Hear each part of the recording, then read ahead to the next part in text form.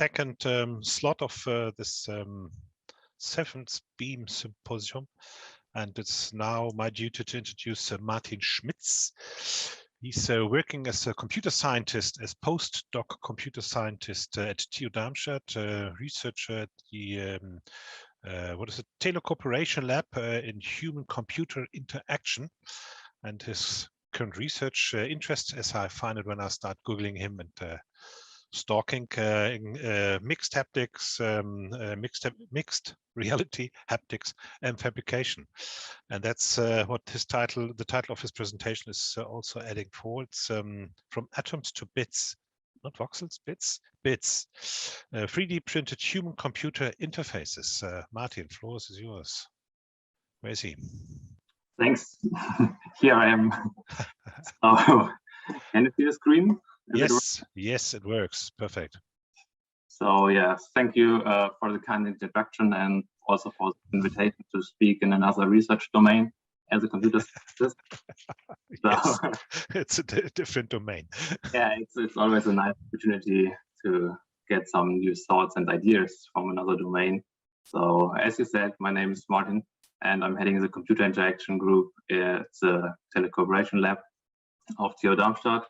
And today I'm going to talk about how 3D printing can also transform human-computer interfaces to further shorten the gap between the atoms of the real world for printing and the bits of the digital world as we know it from computer science. So for a long time, basically computers have only been found as PCs in the office, and now are more and more interactive devices are coming onto the market, like smartphones you all know, or tablets, or even watches. And what's striking here is that these devices respond to touch, but are rather flat and like two-dimensional. And as a result, this kind of interaction is often feels like basically we're physically interacting through a glass wall, but not like interacting with what you do with physical objects. So wouldn't it be much better if interaction with digital content more felt like interacting with physical objects? So imagine, for instance, that interaction with digital content had the expressive power of what you know from board games as an example, with a wide variety of game characters, for example, with interactions like moving a ship on a screen or turning a character to change the view digitally, or tapping like an animal to initiate an interaction. So this type of interaction is much more direct and physical than previous with touchscreens, but it requires a variety of precisely fitting physical objects that must be tailored to either the application or the user. But unfortunately, this video is just a non-functional vision. So why doesn't the world already look like this? What's the problem here? So basically, if you want to create an interactive object today, for example, you want to make the stack interactive, you have to use mass-produced components that are basically flat and not flexible in shape, and you need to integrate it in this complex object of the duck. And this requires novel concepts how to do this and how to shape the interactive structures and the chips to put it into the 3D printed object. And also this production is often very time consuming and manual, and also, as illustrated here, quite frustrating to do. So 3D printing and additive manufacturing is basically the perfect fit, on the other hand, that promises in principle to fully automate the production of such individual objects, as shown with the board games, or here with another example. And this can be controlled on demand and with comparatively low production costs for the object.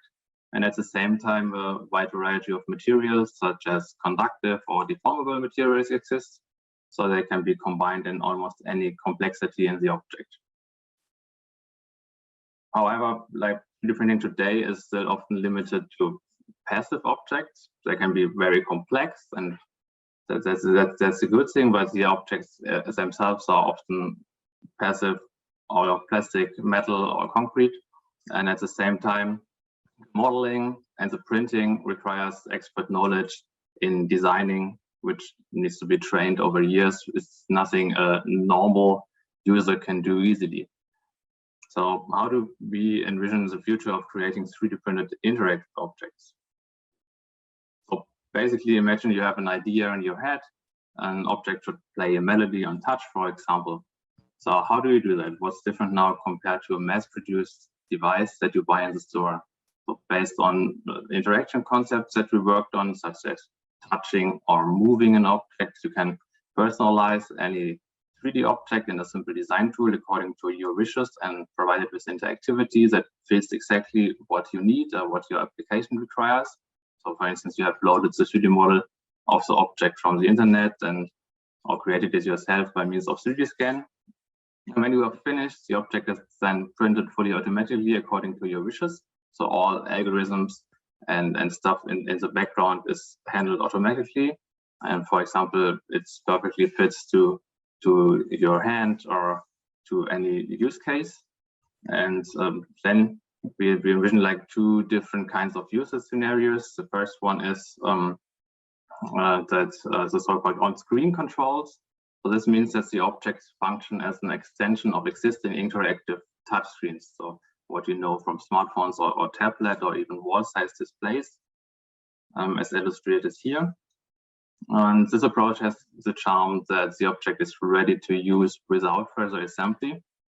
But of course, alternatively, the object can also be provided with electronics and the battery to work as a highly individualized interactive device standalone without requiring a smartphone or anything else. So my research domain is basically guided by this vision of an easy to use and highly customizable application environment for interactive devices. In this talk, I'm going to present to you a short selection of 3D printable sensor concepts that enable the detection of touching an object, deforming an object, and also motion or environmental influences that act upon an object. So for the first domain, I will focus on touch, so that basically detecting whether an object is touched at a certain location.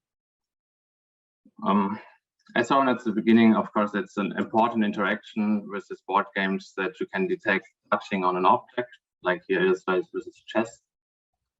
So to recognize touch, today's smartphones or tablets use what is known as capacitive sensing, and it works as follows. So at the center is an electrode here in black, connected by a wire to a touch controller. And based on the model of a plate capacitor, the touch controller can measure a capacitance, shown in red at the right, between the electrode and the finger. When the finger approaches the electrode, the capacitance increases, and the capacitance decreases again when the finger moves away from the electrode again. And if the finger gets even closer to the electrode, the capacitance increases accordingly. That's the basic principle. Essentially, this is used to measure the electric field between the plate and the finger, or the capacitance. And we utilize this principle to combine insulating and conductive filament in multi-material printing. So that is, we fabricate objects with multiple touch electrodes, for instance, that are then routed inside the object to a touch controller at the outside of the object through printed wires. So we have these hybrid objects of insulating and conductive filament. And in this project called Capricate, we use this principle to detect touch on 3D printed objects. So for this purpose, we contribute a fabrication pipeline. So a continuous development process consisting of the following steps. So in the first step, one can open an existing 3D model in a design tool, which has been, for example, loaded from the internet, and generate electrodes on it. So you have this two-step interaction technique used for this purpose. First, one roughly selects the location of the electrode on the 3D model, and then can also make fine adjustment to the electrode shape, as shown here. And often, that's sorry, let me go back. Often, but not only individual touches needs to be detected, but also their position within the individual selection. So traditional approaches would use like a grid structure consisting of columns and rows. But the main problem here is that it's not suited for complex structures like possible with 3D printing. and they don't scale also to these arbitrarily shaped selections. So if you have a look here, for instance, with a 2D example, if you imagine you want to detect the exact position of a touch within this star-shaped selection on the left, and by means of traditional methods, the area within the star would not be covered by many electrodes. So in addition, electrode sizes here vary from very small at the edges of the star to very broad in the middle. And this varies also the capacitance measured, and it's very hard to detect reliably. And so grid-based approaches here are not very suited for complex non-developable surfaces. So we contribute an algorithm for generating such grids. And it first generates a predefined number of touch points that are automatically distributed in the selection, even on a 3D structure. And based on this, the electrodes are generated that corresponds to a Dijkstra distribution. So that means all those positions of the stars are assigned to the touch point to which they have the smallest distance. And with this approach, individually shaped 3D selection can be filled with approximately equally distributed electrodes. Of course, this is a 2D example, but this works on an arbitrarily shaped 3D structure of a 3D model. Just for illustration here. Based on this, then the tool or the algorithms generates the wiring inside the object. So if every electrode needs to be wired to the outside to the touch controller. And these models here simplified are then also exportable to be used in different fabrication processes. We employ FDM printing, but it's easily possible to use any kind of other printing technology that is able to combine different functional materials here. So as I said, it's here as a low-cost hardware and platform. We use these FDM processes that are not that expensive because we want to enable makers, researchers, and also users to directly use our approaches for their projects instead of requiring printers that costs hundreds of thousands of dollars. And when in the last step, we propose also some application scenarios, for example, for novel input prototypes, for wearable devices tailored to the individual dimensions of the users, or for so-called spatial interfaces that, for instance, make view information interactive with the 3D form, as shown here with the Mount Everest example. Of course, these are low-fidelity prototyping examples often used in HDI research to test new kinds of interaction concepts, but you can easily imagine that the algorithms and sensor concepts can be used also in more complex devices in the future.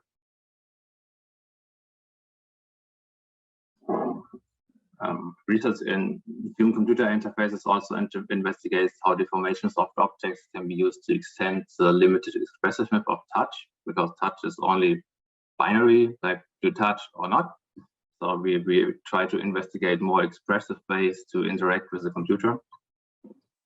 And in this project, for instance, we have explored deformation interactions, so such as squeezing or bending in combination with capacitive touchscreens.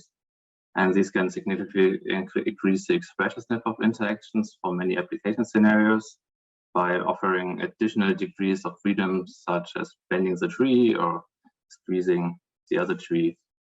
In contrast to touch interactions, the objects are made of conductive PLA and deformable TPU in this case.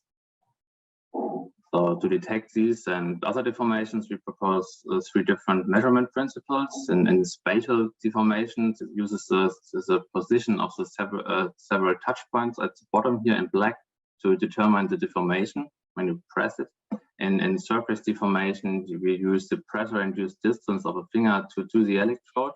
And in deformation inside the object, we can detect deformations such as bending via distance changes in the object between electrodes. Sadly, I cannot elaborate on all principles here. That would be too long, but I try to give you a brief glimpse at deformation inside the object and surface deformation first. So for surface deformation, we use the level of capacitance as a measure of deformation. And for this, we use the capacitive raw data from a touchscreen, which is basically a matrix of grayscale pixels. So a brighter pixel in this image means a greater measured capacitance. So the principle of surface deformation is based on a blue flexible structure here over an electrode, which can be pressed in by a finger. That is, when deformation occurs, the material is compressed and the finger approaches the electrode, and due to the change in distance, the measured capacitance increases and then allows to infer the force exerted by the finger on the object. You can see this here briefly in an example. So we have this tube object is recognized as a circle on the touchscreen that you can see in the top right corner. And if you press the tube, the middle point in the circle becomes brighter or not, depending on the amount of pressure you apply to the tube. So besides these surface cases, we also have like cases where the deformation doesn't happen on the surface of an object, but in the inside of an object. So for instance, in bending. So for this, we have different kinds of sensor concepts that again uses a flexible structure now in the object, and which is compressed according to the deformation. So this means that the distance between the electrodes in the object changes during the deformation. And as based on the change in distance, we can again infer the force exerted by this deformation. So for instance, here in a simple example, we have 4 distinct touch electrodes at the bottom, this black displayed here in the image. And when you place it on the touch screen, you can see the raw capacitance image at the top right again. And depending on the bending of the object of the upper part, you can see that we can infer the direction of bending with the data from the touch screen in 360 degrees. So based on these principles, we can contribute a variety of different sensor concepts that also allow to detect the direction of, for instance, squeezing, like from front to back or left to right, or different kinds of bending interactions or different kinds of pressure interactions that you can apply to 3D printed objects. One possible example for more expressive interactions in this case is like the following. You have this squeezy tube object, and by physically squeezing the 3D printed tube, the color is digitally distributed on the screen. And according to the pressure, the amount of color increases. So of course, this is only a simple example, but I think you can easily imagine how it transfers to more complex playing scenarios for construction, for instance, most likely then on larger displays, not tablet size, but more like table size displays. So as a last project, I want to give you a brief introduction to the idea of offline sensing. So one, but of course not the only application scenario here, is parcel shipping. And normally you don't know whether a package has been handled well by the carrier. Here, for example, package B has fallen ungently to the floor. You accept the parcel, but it's difficult to prove that it was handled improperly. And with the offline sensing idea, the world would look a little bit different. The shipper would print 2 offline sensors and place them in package A and package B, and later the same accident happens again. But this time with a crucial difference. The recipient can place the sensor on her smartphone and immediately see that package A was handled correctly and package B was not. So this works without a power supply during the shipping. It just needs a smartphone app, a standard smartphone app at the end to read out the internal state of the object. To do this, offline sensors irreversibly change their internal state based on a specific interaction without the need for electronics. So in this change of state can be read out via a capacitive touchscreen as follows. So you have this capacitive touchscreen at the bottom. And for this purpose, an offline sensor has 2 electrodes. One establishes a connection to the finger and one to the touchscreen. And if the offline sensor is placed on the touchscreen without a change of state, as in this case, there is no connection between the finger and the touchscreen through the object. And now if a change of state, it's abstract for now, happens, for example, a conductive medium is placed between the 2 electrodes, which was not there before, and only got there because of the interaction, then this leads to a capacitive path, which leads then again to an increased signal of capacitance compared to the initial state, and this can be read out. And based on this principle, we can recognize a variety of interactions. There are, for example, flipping over, tilting, pressing of an object, or acceleration, but also interactions such as loading or states of the environment, such as freezing below or heating above a certain threshold. And such offline objects might also be integrated in bigger printed structures for decades. So they can maybe govern certain correct use or check that environmental conditions were held all the time. I don't have that much time anymore, so I give you a brief glimpse on how one example of a sensor works for tilting. You have different kind of chambers, and in one chamber there's a conductive liquid, and if you turn the object around, the liquid flows in the other chamber and connects the two electrodes at the right with liquid, and then this can be read out. It's simplified here, but this is the basic principle which operates here for tilting. Of course, this is also possible for pressure sensing. If you squeeze like the object above a certain degree, the liquid flows around and then connects in the circular upper part the two electrodes. There's also a verification pipeline behind there, so you can easily specify the sensors and then print them fully automatically and use them. And I would like to end my talk now with a few impressions of one of my most recent projects that show how 3D printed interactive objects on commodity touch-enabled devices can transform our style of interaction with computers in the future.